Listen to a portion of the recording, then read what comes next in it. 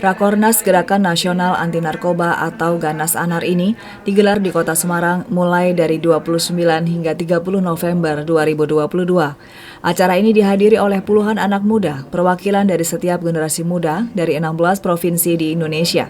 Rakornas Ganas Anar yang pertama kali digelar ini merupakan peneguhan komitmen dalam mencegah peredaran narkoba di kalangan anak muda.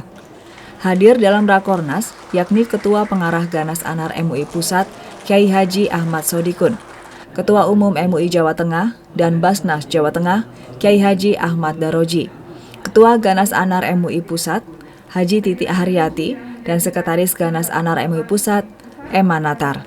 Gubernur Jawa Tengah Ganjar Pranowo yang membuka rakor menyebutkan, ulama memiliki peran penting dalam memberantas peredaran dan penyalahgunaan narkoba, karena ulama dapat memberikan penguatan mental spiritual kepada para generasi muda.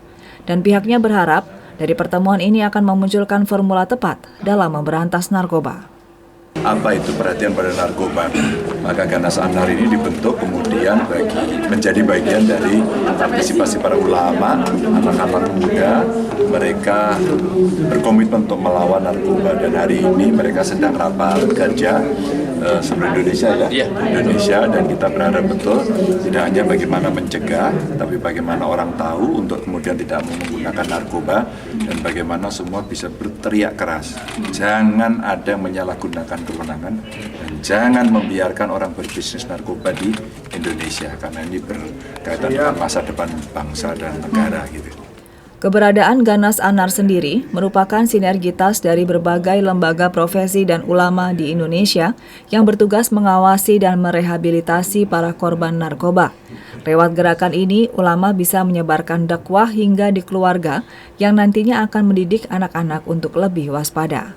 Jadi kita Ganas Anar ini membentuk suatu sinergitas dari semua lembaga profesi yang ada di Bumi Pertiwi ini, organisasi masyarakat dan para ulama, juga untuk anak-anak muda, di mana anak muda ini kan menjadi suatu generasi yang harus dipersiapkan kualitasnya, sehingga harus sehat secara jasmani dan rohani dan bisa menjadi SDM unggul, siap untuk mempunyai daya tangkal dan daya juang. Oleh karena itu Ganas Anar ini mengajak semua lembaga-lembaga tersebut untuk bersinergi bersama-sama. Ayo kita untuk bisa mengawasi, memberikan bantuan sehingga yang menyalahgunakan narkoba itu direhabilitasi bukan dihukum.